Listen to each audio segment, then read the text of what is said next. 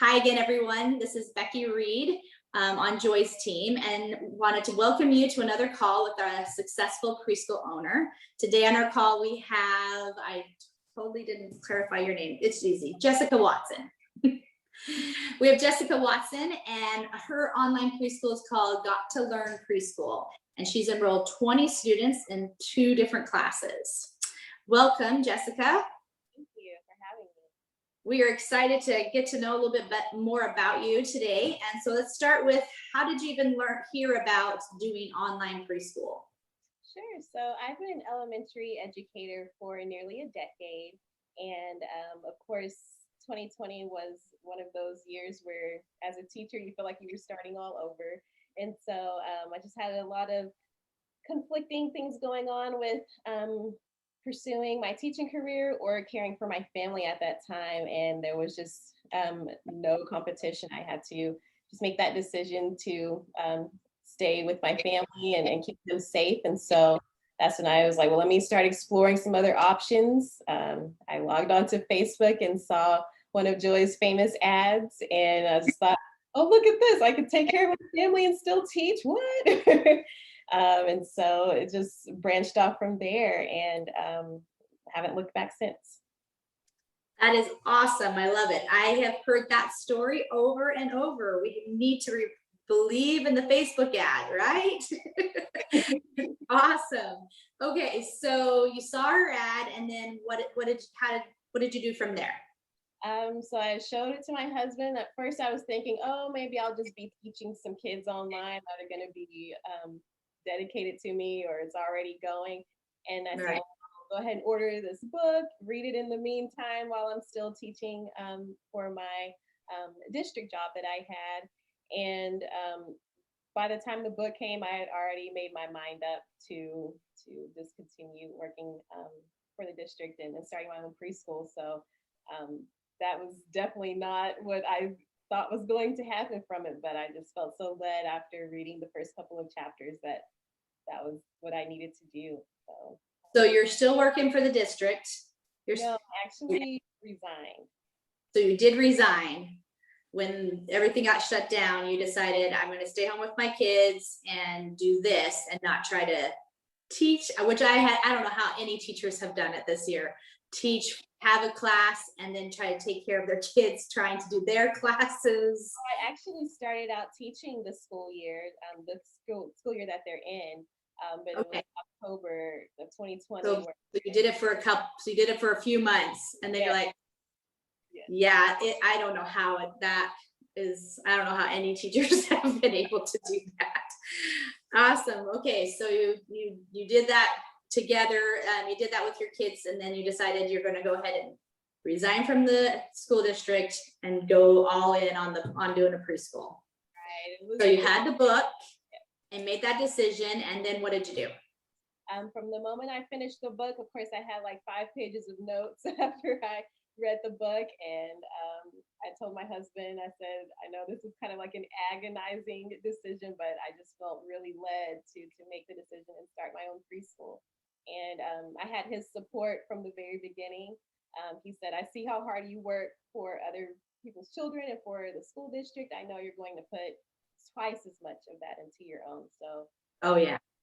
So just having that reassurance helped me to just say, okay, I got to do this now. That's awesome. So, you did you get Preschool in a Box or do a challenge? What did you do to kind of get yourself set up in 2 months? Right. So starting in October, I did see the challenge had just started, maybe like a day or 2 after I had really logged onto Joy's website. And so I was still kind of on the fence of what is this? I really didn't want to give very much at the time. And right. So I sat on the sidelines and watched everybody, tell their stories and all of that. And so I did make it in to All Stars right under like the buzzer, like the last couple of days. Got in Preschool All Stars, ordered my Preschool in a Box days later, and just knew that the wheels were rolling, and I just had to just keep it moving. Keep it moving. So what did you like? What was the best thing about getting Preschool in a Box? What benefited you the most, or did you love? I would have to say just having 2 years of curriculum already written. Of course, I do have experience. I understand the progression of what children need to learn, but that was not something that I wanted to have to worry about starting off my business and teaching. And so Yeah. just having that there as a guide in my back pocket, it really helped me know, okay, this is something I needed to have. Awesome. Awesome. Yeah, that is definitely true. It's most people, even if they have a background in teaching, may not have a background in business. And so Right. it's a lot of things to try to all new together. So to be able to just have it and not have to worry about part of it is a really great thing. I agree. So what was life like before you had your preschool? You kind of talked about a little bit. So you're, teaching full time, and then all of a sudden everything changed, right? So tell us a little bit more about that before preschool time. Well, basically just being a very busy teacher, overworked as we all are, Mm-hmm. and taking care of my family. That was mainly that was day in and day out, just keeping up with everybody's schedules and deadlines, and not really taking the time out to be with my children the way I wanted to for so many years. And so the pandemic did help in that because we got to be really close really quick again. But still, just having to juggle my teaching schedule and trying to teach online, plus their schedules, and I just felt like I wasn't doing 100% anything. Fair, right?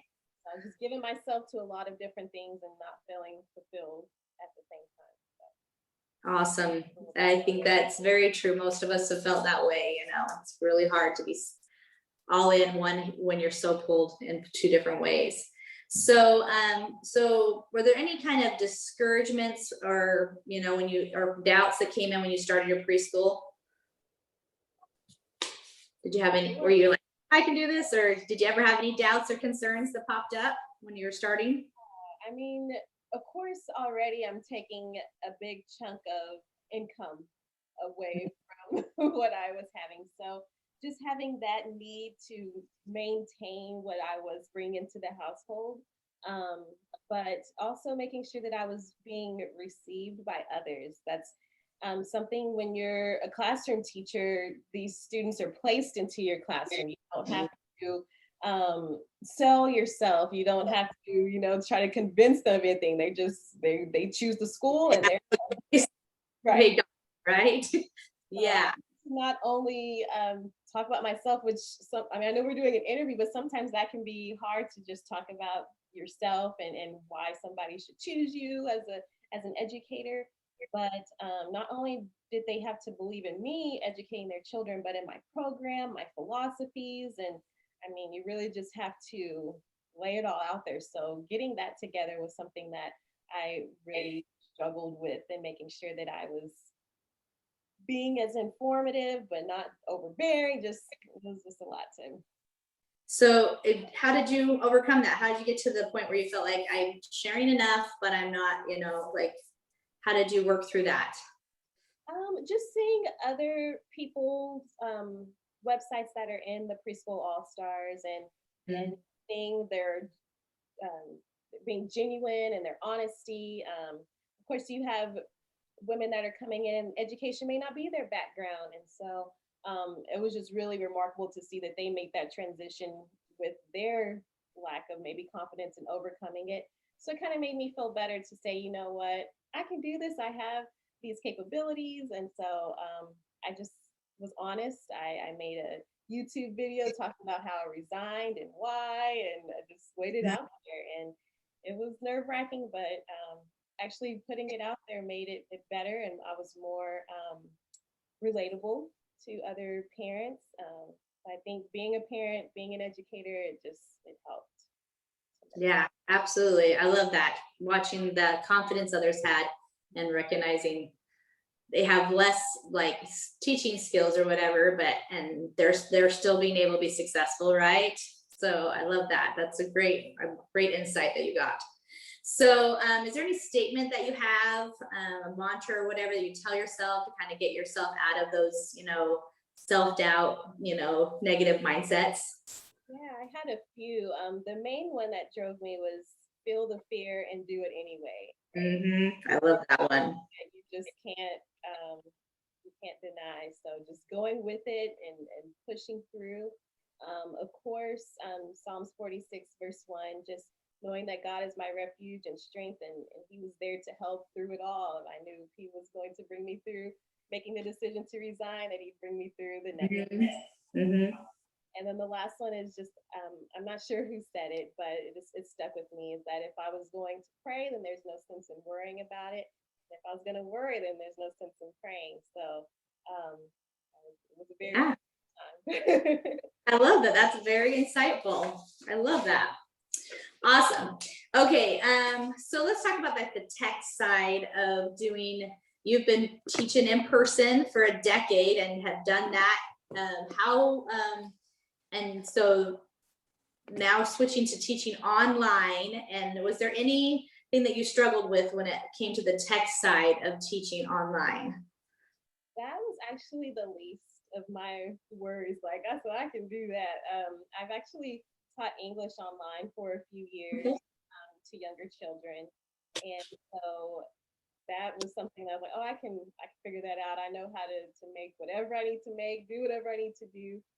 It was just actually making sure that I had somebody to teach was my big thing. So the technology part was never a big deal for me. I've been a computer technician in college, and just having lots of other opportunities to be very familiar with technology. Sometimes you have to troubleshoot lots of things. So it was something that, like I said, was the least of my worries at that time.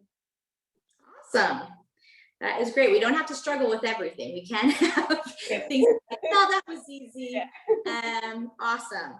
Let's see. What about advertising? Getting kids, like you said, kids were just stuck in your classrooms before. You didn't have to go get them or whatever. What was some of your struggles when it came to advertising, and how did you overcome them? Just being more familiar with advertising in a virtual setting. So I've, of course, been in social media for many, many years. Click on this, buy that. And I just took little tidbits of what I had seen people did to make me want to buy. And I just kind of flipped it and put my own spin on it and advertise myself. So of course I did go the Facebook ad route. And I also did lots of posts in different areas of Facebook. Just my phrasing, wording. It took me a while to figure out my target, how to do a lot of phrasing. I realized that I didn't have to have a big, beautiful picture there for people to see, because I had started out doing that. What really started helping me to get students enrolled was just having maybe a catchy phrase, or being very brief with the facts, just putting it out there to people that I thought would be interested. And it took me a while, like I said, to find my niche, or the people that were the ones I was looking for and who were looking for me and didn't know it. Right. It took a lot to see people maybe be resistant, or in their phrase of saying, well, I can just put my child on Blippy and stuff like that. And I'm just like, okay, I see I'm not who you're looking for. Right. And being okay with that. You're like, go do that then. That's what you want to do. Because you don't want those kinds of parents, because if you've convinced them to do it and they're like, then they're going to drop, and it's going to just be a headache, right? So you don't even, it's always easier for me to say, you know what? I don't even want you. So I'm good. If you're going to be like that, I'm good. Awesome. So teaching is your strength and background, and you have done online teaching. Was there any part of doing the online teaching that was a little harder, or something you had to work through that you could share some tips on? I would say with anything that's new, what happened for me was just making sure everything ran smoothly. I was, of course, confident in the content that I was teaching. Like I said, confident in the technology, but just making sure that it worked, making sure that the kids enjoyed it. I have always been really big on teaching with my timing and my pacing. So just making sure that I kept to those things that I knew how to do in person. it online. Of course, teaching some of the elementary concepts to kids. First off, it's really a challenge. Of course, like I said, I had 2-year-olds, and so I'm telling them it's That was okay. probably a little different because Yeah. you have probably had ever done 2-year-old besides your own children, but and you probably weren't trying to teach them something too much. I mean, teach them stuff, but not in this kind of a environment. So I bet that was a little different to teach 2-year-olds. Just had to kind of reach back and think about, okay, like what did I do with my children? What would I want a teacher to have done with them? And that's something that I wanted to mirror my preschool after, is being a preschool that a teacher would send their children to. I like that. Keep in my mind, like, okay, I would send my kids there, or just making sure that they're getting what they are going to be expected to know in the future. Right. Give them an advantage over, getting them a foot up, starting sooner or whatever. Awesome. I love that. That's a great thing to think about, because that you understand that mindset, because you are that. You're a mom that is a teacher. So awesome. I love it. Okay. So a little bit more on your background as education. You've already shared a lot of it. So what is your degree in? So I have my bachelor's degree in psychology with a minor in human development and family studies. And then I also have my master's degree in language and literacy. And so reading has always been a big push in every year that I've taught. And so bringing that into my preschool, I knew was something that had to be done, even from my 2-3-year-olds learning sight words to the 4 and 5-year-olds. We're really working on blending and decoding, and all the strategies are going to help them be very strong readers. And so I'm really excited to be able to bring that into a preschool, because that's not something that you would maybe normally see as a huge drive for the reading skills. Right. Yeah. I agree, and I do the same. So I believe the same thing. That's awesome. And then you also said, so you did online teaching, teaching English. So again, your strength in there. Okay. So how about the business side? Let's see if I am skipping anything. Nope. Business. Did you struggle? So you've been a teacher, and like you said, you hadn't had to worry about any of that stuff. What were some of your struggles when it came to like the business side of things, and how did you overcome them? Sure. Really just seeing how much I had to do on my own. Of course, having Joy's blueprint and making sure I followed it in order was paramount to my success. I'm going to have to go back and fix things. I said, I'm going to take this time and do it right. So from the time that I resigned at the end of October to January, everybody said, just take this time and take your time to really get it to where you want it to be. And so that was big. We've had, retail business in the past, and maybe I've made shirts and things like that in the past, but those things I didn't really feel like I had to be committed to for real. Like I really wanted to make sure that my preschool was set up in a way that was seamless, and that I could, reproduce whatever I was going to be doing in the future. So it was, I would just say I'm glad that I took the time to take it slow, and every day I said, this is the task I'm going to work on, and just making sure that I had those dedicated that time and really focused on it. That's, I think, important, especially when it's something that isn't your strength or something that doesn't come natural, to really give that time to really understand, especially if you have a guide, you have the information, and you just have to like consume it and do it right. Then sometimes I think we just kind of, I say, try to rush through those things because we don't like them, right? They're not, we'll spend forever doing the things we like to do, but sometimes we'll just kind of shove, that's not fun, so I'm not going to do that. When really we should kind of probably flip it and dedicate our time to learn that new thing instead of avoiding the hard thing, right? Awesome. Okay. So what do you think maybe has been one of your biggest kind of screw ups or mess ups? You're like, oh, I totally messed that up. Have you had any of those moments? No, you've only been going for a short time. The longer you go, the more opportunities for those come. But have you had anything that you're like, oh, I totally should have done it the other way or anything? I guess now, as I'm heading into like the end of what I would say spring session or whatever, Mm-hmm. just maybe reevaluating my class options. Right now, I'm feeling like I need to make a pivot for the fall as far as like the times that I'm offering. I guess mainly to say when I created my schedule, of course, you want to make it work for you and your family. But I do also want to make it appealing to the families that I'm bringing in. So Right. right now I have 30 minutes in the morning, 30 minutes in the afternoon. And for some families it doesn't work for them. And so just making sure that I really consider the options of my class times. I don't think it's been a drag or like a big problem, but maybe just adding a couple of more options, I would say, is been the biggest pivot that I'll be making. Okay, I got it. Yeah. So not any big moment that you felt that was totally a mess up, but just kind of going, I started this way and I kind of want to, now I've done it and I can kind of see what it takes and maybe how I want to shift it a little bit here or there now that you've actually done it, right? Other than just the class schedule little tweak, Mm-hmm.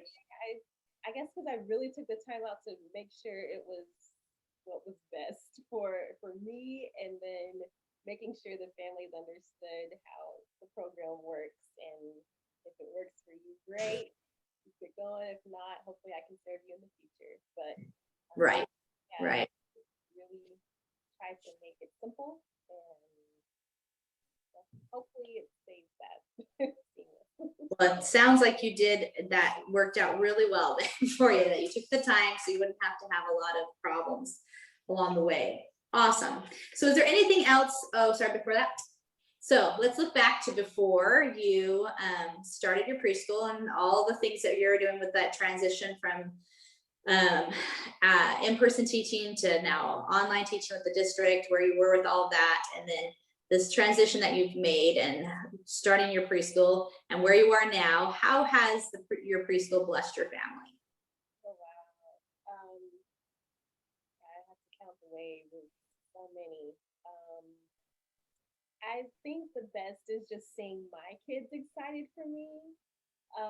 Seeing that where I was in September of, mommy's got to teach, or got to be quiet. Mommy's gonna be in here all day teaching, and then now it's to where I don't have to be. I'm not as stressed. I'm not as much of. I'm more available to them.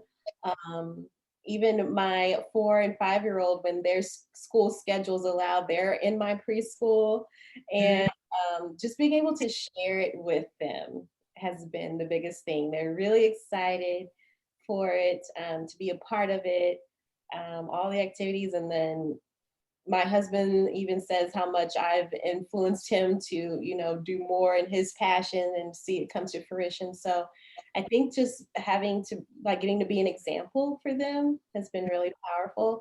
And us being able to spend more time together, because I do get to have more of a say in what the preschool, when the preschool's open and when it's closed. And so that's been really great to just be more available and have them be excited for this opportunity as much as I am. That's awesome. It is a really wonderful thing to be in charge of your whole life and be able Yeah, that's what I've been missing. exactly. Do you think you'll ever go back to teaching in a public school? No, too much. And your children are still pretty young, and so to be able, I'm sure it feels great to know that you're going to get to be a part of all that goes on with their lives, and not have to be so separated. Something that I've always wanted to do and never knew if there would be a way for me to do so. So I'm really glad that it worked out the way that it did. And I still get to teach. That's the great thing. You're really not giving up anything, right? you're only getting more, right? So you're getting to be with your family, influence them, and be that example, and create, and when you work for someone else, you kind of have to do what they tell you to do, and you don't get to lead with your passion as much. And now you get to create what you feel strongly about, and it is really amazing to be able to do that. So that's awesome. I'm excited for you. Okay, so is there any last little thing, tips or advice you would give anyone that is thinking about doing this, becoming a preschool teacher or doing it online? Yeah, the best motto that I could say is to be like Nike and just do it. And like Joy will tell you, the growth is in the failure. That's how you get to your successes. If you don't even try, then you won't even know. And as agonizing as it can be, I mean, making that decision was not, oh, let me just wake up and decide this. It was agonizing, and of course, I had to internalize it before speaking it, and so. It's a big thing, and then you've only done one thing for a long time, and you're dependent on it, right? I would really recommend taking the risk when you feel it's best. It means letting go from something that other people may not understand your decision. I think that's when you really know that you've made the right choice.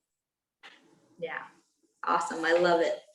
Thank you for sharing that. So, looking to the future, what do you see where you're going to be in the next year or two with your school? My preschool course is called Gotta Learn, and so I really want to continue focusing on maybe educating not only parents on how to support their children with learning from home, but also helping future teachers. And so I would love to start kind of like an academy called Gotta Teach, and maybe just showing them either how to conquer teaching in a school district or a large school setting or in an individual school setting, and just kind of be that mentor for them. And like I said, just have a parent area to where I'm like really encouraging them and giving them tips, as well as future teachers. So I would love to be able to expand and begin Gotta Teach and start a curriculum for that. That would be awesome. I love that. How about like in 5 years? Where do you see big dream in 5 years? Your school will be, do you want to do it in person? Do you want to stay online? What's your big dreams? Sure. Of course, I would love to allow my online school to go as great and as far as I can possibly take it. And of course, branch off into in person. That I can provide that one-on-one support. Of course, as the times are changing and ever evolving, I say that now, but of course, I want to have online as my base, and in person will always be, my big secondary thing that I push as well locally. Awesome. So, so you're thinking that you're going to continue to grow your online and continue to do that, and then eventually get an in-person, either doing it at your home or a space. Is that what you're thinking, or? I would most importantly probably do an outside space, just because I'm in a large city right now, so I do want to be a little more centralized in where I'm located, and take it slow with that process, because that's a whole other business division of business that I would love to get more education on. But yeah, that would be the next best thing, is to have a space outside the home. And then you can do more of those kinds of things like you're talking about with educating parents and teachers, and again, you can use your online platform to do those same kind of things too, right? Awesome. I love it. Okay, so we are going to do a little breakout session now. So we're going to just kind of take one of your struggles or your thoughts and just see if we can come up with some ideas, and that will help you and also those that are listening as well. So do you have anything you're like struggling with right now, or you're trying to figure out, that we can talk about? Sure. I guess right now I'm noticing some changes in enrollment, because schools are opening back up, schools, daycares are opening back up. And so I just want to, I guess, get some help with how to stay relevant as an online preschool. That's where I'm at right Okay. Yeah. So your preschool that you have right now, your online school, Got to Learn, do you feel like you have like a specific niche that you market to, or that why people choose you versus any other option? Um, I mean, that would be something that I would have to ask for their opinion, but I would say just the fact that I would say in the trenches with my family. I have preschool age children. Um, Hmm. I do have this knowledge, and so something that I do try to let my parents know is that I'm going to be using the same resources that some of the larger school districts are using to Hmm. educate your child. And so, Hmm. outside of my, face-to-face or one-on-one teaching, so Right. I the fact that I do use some of the same resources and techniques that their child may eventually have. Okay.